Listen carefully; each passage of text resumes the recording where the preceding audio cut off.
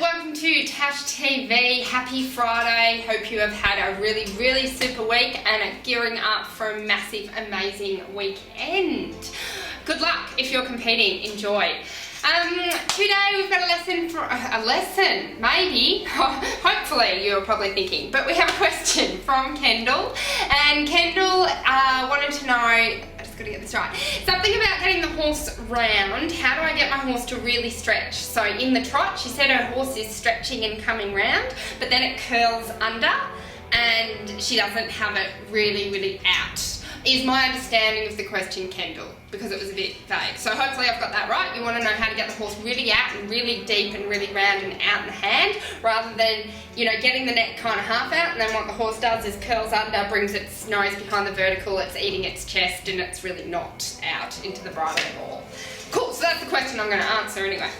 So, really cool question, thank you. And this is like so normal, and especially if you're riding Friesians, because they sometimes have that really short neck. So it's really, you know, people love it. They go, oh, I got on this 3-year-old Friesian and I picked up the reins and it came on the bit.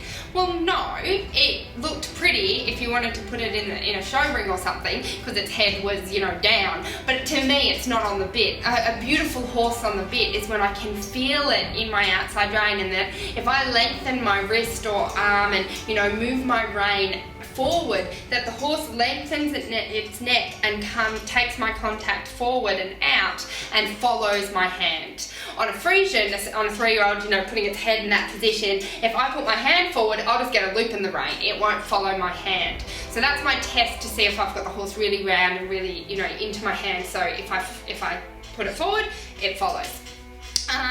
So I totally get the whole curling under thing, and that's totally normal, so good on you for keeping on working it out and trying. It was the same with me. I remember I was riding elementary or medium at the time, but I still didn't totally get, I won't even say totally get, I didn't at all get how to ride a horse into the bridle and how to ride a horse out in front of the neck and in, you know, in front of my hand. And I had a lesson, I spent a fortune at the time with an international riding instructor, and I was like, oh my god, we're going to learn tempi changes and piaffe passage, and it's going to be awesome. And we spent 3 lessons walking, and he said, get this horse round. And I'm like, I can't do that. And he's gone, well, I can't do anything else with you. So it was a really pivotal experience for me, and a really, you know, amazing time for me to go, well, that's true. If I can't get my horse out, there's no point in me working on my piaffe passage, which I didn't have anyway, which I never will get unless I can get this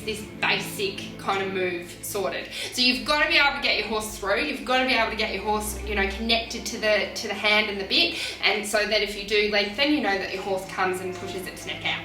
So how do you do it? I think I've stressed the why more importantly. So how do you do it? So you've got to connect, how do I describe it? I think of connecting the horse's legs to my hand.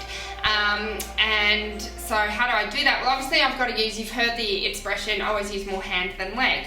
And that's true. You've got to, if you just get on a horse and pull its head in, of course it's going to come short in the neck and it's going to curl under. So there has to be always that element of using more I was about to say more hand, no, I didn't mean that, more leg. So I always think more leg. I'm quite happy trotting a horse without any hand connection. I'm in an enclosed arena, I'm not going to die. What's the worst that can happen? But if I pick up those reins and go, I need to feel the horse, I'm going to get it short, I'm going to get it jammed up, and I'm probably going to feel better, but I'll never get a dressage horse, and my horse will never improve.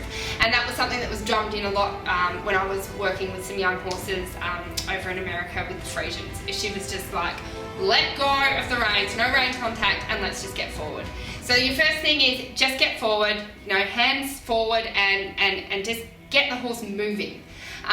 Because then when you've got the horse moving, you can start to get it into a frame. So your question, Kendall, was you're saying, what do I do when the horse curls under?